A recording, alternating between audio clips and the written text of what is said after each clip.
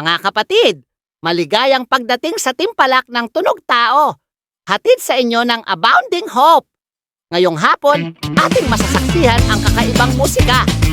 Hindi mula sa gitara, hindi mula sa drums, kundi mula mismo sa ating katawan.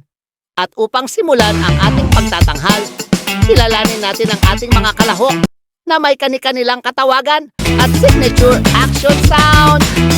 Isa, Kuya Gary, si Maestro Palakpak. Action, unti-unting pumapalakpak sa iba't ibang tempo. Mabagal, mabilis, saka biglang crescendo. Ang hari ng ritmo gamit ang kanyang malulutong na palakpak. 2. Kuya Ray, ang huni ng dila. Action, gumagawa ng tongue clicks na may iba't ibang pattern, syncopated at may layering.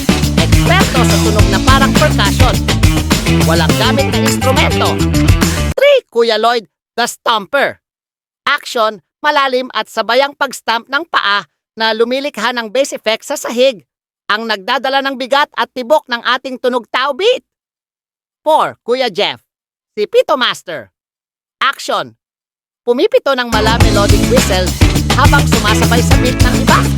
Ang nagbibigay ng melody line gamit ang pinakamadaling instrumentong dala ng tao, ang hininga. Kapag pinagsama-sama ang kanilang mga tunog, ang palakpak, ang pitik ng dila, ang stomp ng paa, at ang malinaw na pito, nabubuo ang isang kakaibang musika ng katawan at pagkakaisa. Mga kapatid, ito na ang Tunog Tao ng Abounding Hope. Palakpakan natin sila!